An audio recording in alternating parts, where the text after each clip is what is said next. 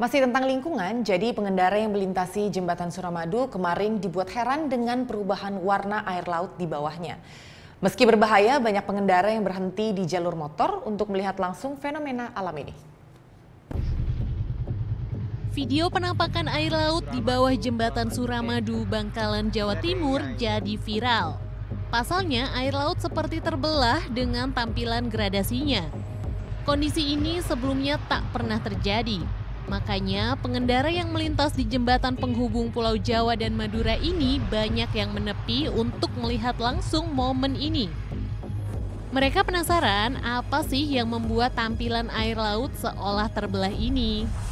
Air yang berubah warna, mungkin saya penyebabnya tidak tahu, mungkin bahan kimia atau apa, nggak tahu saya. Warnanya agak coklat kehitaman itu. Kondisi ini sudah berlangsung beberapa hari. Dari atas jembatan, fenomena ini terlihat jelas.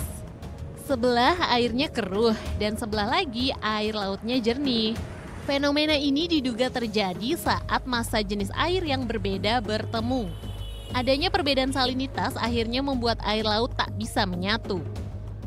Jadi perbedaan kerapatan air, salinitas atau kadar garam yang berbeda, kekeruan dan tegangan permukaan air. Yaitu kemudian menciptakan pembatas antar dua arus ini. Itu seperti yang terjadi di Selat Gibraltar atau di Selat Sunda. Cuman ini memang agak lama, jadi fenomena ilmiah biasa. Sementara itu, banyaknya warga yang menepi di atas jembatan membuat lalu lintas tersendat. Apalagi sudah ada larangan bagi pengguna jalan untuk berhenti di atas jembatan.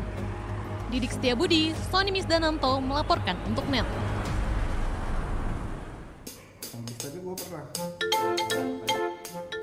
Nah, udah kan untuk beritanya? Jangan lupa di-subscribe, di-like, dan juga di-komen ya akun YouTube dari Net Bali.